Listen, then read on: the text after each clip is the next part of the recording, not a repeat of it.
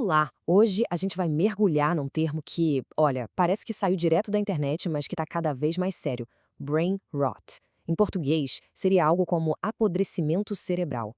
A gente vai investigar o que essa expressão significa na prática para os estudantes de hoje, tudo com base em uma pesquisa bem recente. Para começar, o que exatamente é brain rot? Bom, a definição técnica fala numa deterioração em várias áreas: cognitiva, emocional, comportamental, tudo por causa da exposição exagerada a conteúdo online de baixa qualidade. E para a gente ter uma ideia do impacto cultural disso, a Universidade de Oxford elegeu brain rot por votação popular como a palavra do ano de 2024. Ou seja, já deixou de ser só meme, é um fenômeno real e que merece atenção. Agora, se preparem para este número porque ele é bem chocante. Um estudo descobriu que, em média, os estudantes passam 6 horas e 30 minutos por dia em tempo de tela improdutivo. É isso mesmo, 6 horas e meia que não são para estudar, nem para nada produtivo. É um número que, sinceramente, faz a gente parar para pensar, né?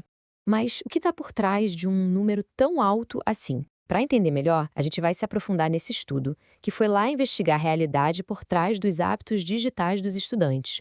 Então, vamos lá. A pesquisa foi feita com 113 estudantes de pedagogia lá na Turquia. O método deles foi bem interessante. Em vez de só números, eles usaram observações, entrevistas e até relatos pessoais. Isso permitiu capturar as experiências reais, sabe? Analisando as causas e os efeitos do brain rot de um jeito bem mais humano. E quando a gente coloca os dados num gráfico, o desequilíbrio fica gritante. De um lado, aquelas 6 horas e 30 minutos de uso improdutivo. Do outro, míseros 32 minutos e meio de uso produtivo. A diferença é simplesmente gigantesca.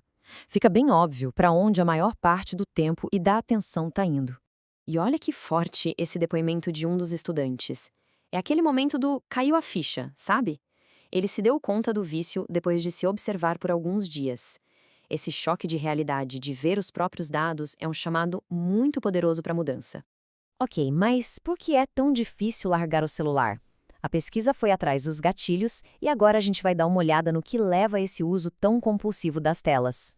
Bom, a parte emocional pega muito. O tédio, a vontade de só relaxar um pouco, a famosa procrastinação para evitar uma tarefa chata, tudo isso nos empurra direto para as telas. E claro, tem também o tal do FOMO, aquele medo de estar perdendo alguma coisa e a tela como uma rota de fuga dos problemas do dia a dia. Esse outro depoimento aqui ilustra perfeitamente a ideia de escapismo. O celular vira uma ferramenta para esquecer, um refúgio rápido quando as coisas apertam. O problema é que isso acaba criando um ciclo de dependência bem perigoso. Além da parte emocional, tem os hábitos e o ambiente, né? Muitas vezes a gente pega o celular só para matar o tempo. A pandemia da Covid-19, com todo aquele isolamento, jogou lenha na fogueira e intensificou demais essa dependência. E o irônico é que até a digitalização da educação acaba contribuindo, porque fica difícil separar o que é trabalho e o que é distração. Exato. Esse relato aqui mostra o peso que a pandemia teve. Para muita gente, o celular virou a única janela para o mundo, a única companhia. E isso acabou criando hábitos que, bom, continuam aí até hoje. E não para por aí. Tem também as causas cognitivas e sociais. O cansaço mental faz a gente buscar conteúdo fácil, que não exige esforço. A curiosidade e a facilidade de achar qualquer informação em segundos também são um ímã. E, claro, a necessidade de se comunicar, de ser visto e de receber aquela validação dos amigos.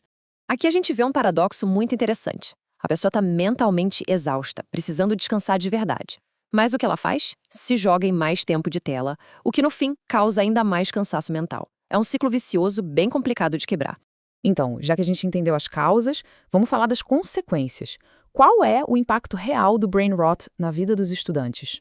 A primeira coisa que aparece, e de forma bem clara, é o déficit de atenção. A capacidade de se concentrar numa coisa só por um tempo maior fica muito prejudicada. E isso leva a uma sensação que muitos descrevem como névoa mental. Sabe, aquela dificuldade de pensar com clareza, como se o cérebro estivesse meio lento, sem foco. Com o tempo, as próprias habilidades de pensar de forma crítica, de resolver problemas, começam a enfraquecer. O cérebro se acostuma com estímulos muito rápidos e superficiais e desaprende a mergulhar fundo nos assuntos. O resultado disso tudo, inevitavelmente, aparece no boletim. As notas caem, o desempenho acadêmico piora e as dificuldades de aprendizado aumentam. E o impacto não fica só nos estudos, não. Ele transborda para a vida social. As relações no mundo real acabam se enfraquecendo, porque aquela interação digital mais superficial começa a tomar o lugar das conexões humanas de verdade. Nossa, esse relato aqui é de doer, porque ele torna o problema muito concreto. A pessoa tenta ler, mas a mão já vai para o celular. E quando volta para o livro, a memória do que leu já foi embora.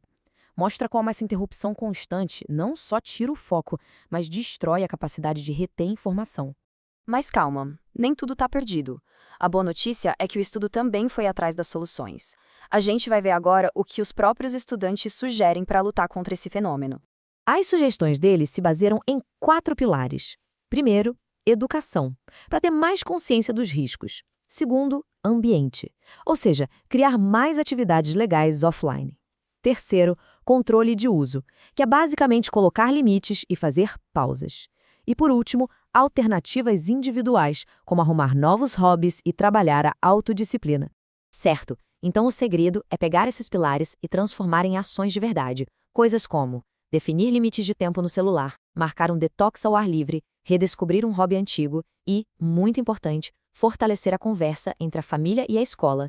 No fim, a chave de tudo é a autorregulação, a responsabilidade de cada um. E com isso, a gente chega na reflexão final. A questão aqui não é demonizar a tecnologia, mas sim fazer um convite para todo mundo repensar, de forma consciente, a sua própria relação com ela. E para fechar, fica essa pergunta no ar. A tela está trabalhando a nosso favor, ajudando a gente a alcançar nossos objetivos e bem-estar?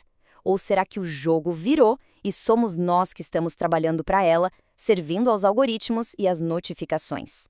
A resposta para essa pergunta pode ser o primeiro passo para uma grande mudança.